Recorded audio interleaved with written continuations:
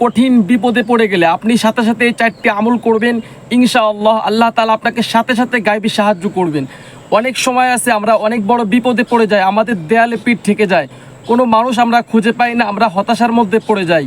ইনশাআল্লাহ আপনি যদি এই 4টি আমল করতে পারেন, সাথে সাথে আল্লাহ তাআলা আপনাকে গায়বী সাহায্য দিয়ে ওই বিপদ থেকে আপনাকে উদ্ধার করবেন ইনশাআল্লাহ। আসুন তাহলে আমরা মূল আলোচনায় চলে যাই। আমরা যখন কঠিন বিপদে পড়ে যাই, মানুষের কোনো সাহায্য না পাই, ঠিক তখনই আমরা এই 4টি আমল করব, ইনশাআল্লাহ আল্লাহ তাআলা গায়বী থেকে আমাদেরকে সাহায্য করে আমাদেরকে ওই বিপদ থেকে উদ্ধার করবেন ইনশাআল্লাহ। আসুন তাহলে আমরা জেনে নেই কোন 4টি আমল করব। আপনি যখন কঠিন বিপদে পড়ে যাবেন, কোনো সাহায্য খুঁজে পাবেন না, ঠিক তখনই আপনি সাথে সাথে 1 নম্বরে যে আমলটি করবেন সেটি হলো যে আপনি বেশি থেকে বেশি ইস্তেগফার পাঠ করবেন। এর কারণ হলো আপনার যে কোনো গুনাহের জন্য আল্লাহ তাআলা আপনাকে এই বিপদের মধ্যে পতিত করেছেন। আপনি যখন বেশি বেশি ইস্তেগফার পাঠ করবেন, আল্লাহ তাআলা আপনার উপর খুশি হয়ে ওই বিপদকে দূর করে দিবেন ইনশাআল্লাহ। আর আপনি যখন কঠিন বিপদে পড়ে যাবেন, 2 নম্বরে যে আমলটি করবেন সেটি হলো যে আপনি বেশি থেকে বেশি দুরূদে ইব্রাহিম পাঠ করবেন। আপনি যখন দুরূদে ইব্রাহিম পাঠ করবেন, রাসূল সাল্লাল্লাহু আলাইহি সাল্লাম বলেছেন, যে ব্যক্তি একবার দুরূদ পাঠ করবে আল্লাহ তাআলা ওই ব্যক্তির উপর 10টি রহমত নাজিল করবেন, সুবহানাল্লাহ। আর আল্লাহ তাআলা যখন আপনার উপর রহমত নাজিল করবেন, তখন আপনার সমস্ত বিপদ আস্তে আস্তে দূর হতে থাকবে। এজন্য আপনি যখনই কঠিন বিপদে পড়ে যাবেন, সাথে সাথে আপনি বেশি থেকে বেশি ইস্তেগফার এবং 2 নম্বরে বেশি থেকে বেশি দুরূদে ইব্রাহিম পাঠ করবেন, ইনশাআল্লাহ আল্লাহ তাআলা আপনার সমস্ত বিপদকে দূর করে দিবেন।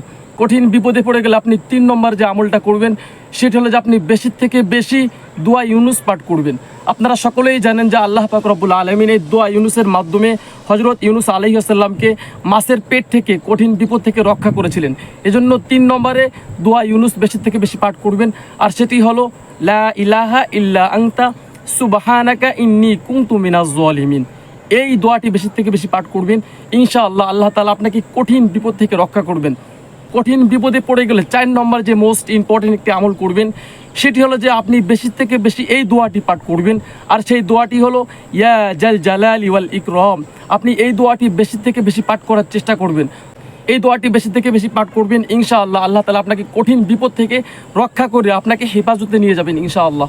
আসুন তাহলে আমরা একেবারে 4টি অপশন জেনে নেই।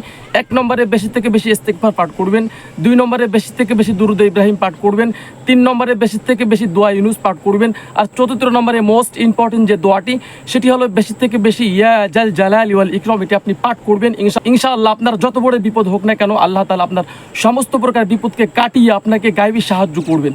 আপনি তো বিষয়টি জানতে পারলেন, যারা এই বিষয়টি জানে না তাদেরকে জানানোর জন্য আপনি অবশ্যই ভিডিওটি বেশি থেকে বেশি শেয়ার করে দিবেন। তাহলে ইনশাআল্লাহ আপনার আমল নামায় আল্লাহ পাক রব্বুল আলামিন অগণিত সওয়াব লিপিবদ্ধ করে দিবেন।